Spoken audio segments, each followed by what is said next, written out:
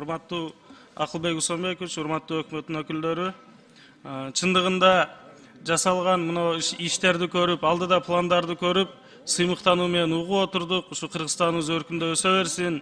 Акыркы жылдары ушундай жакшы иштер жасалгандыгы бул кубандырат. Менде бир нече сунуш бар. Урматтуу Акылбек Усонбекович, мына электр энергия тармагында бардык региондон баягы 5 киловаттык чектөө боюнча кайрылып жатат.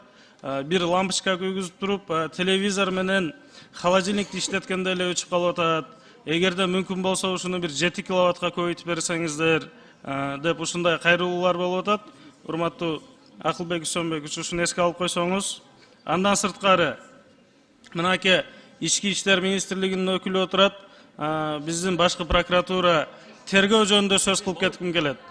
Мына Бишкек шаары бүгүнкү күндө АТРдин негизинде территориясы чоңоюп, ошол эле убакта прокуратурадан следствие тергөөнү алып, биздин Ички иштер министрлигинде Бишкек шаарында тергөөчүлөр тартыш болуп атат. Ошол эле учурда мына статистиканы айтып кетсем, бир тергөөчүгө дежурствого турганда бир күндө 50дөй арыз түшөт экен. Ошол эле убакта бир айда Бишкек шаарына тергөөчүлөргө 15 000 арыз түшөт экен. Бир тергөөчү бир күндө 50 арызды бул кароо мүмкүн эмес. Ошол себептен ушуну карап берсеңиздер. Эми түшүнөм, президенттин жарлыгы бар, штатный численность көбөйткөнгө болбойт, бирок муктаждык ушуга жаралып турат.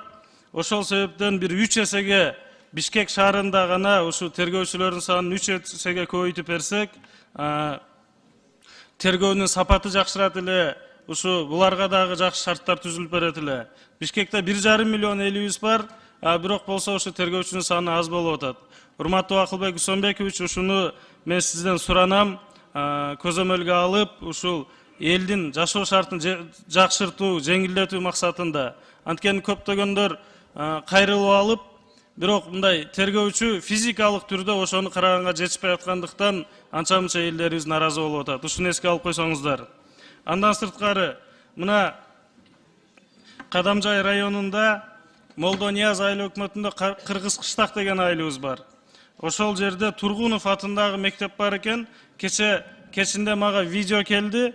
10 жылдан бери крышасынан, чатырынан суу агат экен. Менде видеосу турат. Эми балдар сабак окуп атат, начальник класстын балдары сабак окуп атат. Ошол эле убакта класска чакаларды коюп алып, сабак окуп атышат да жаш балдарчы.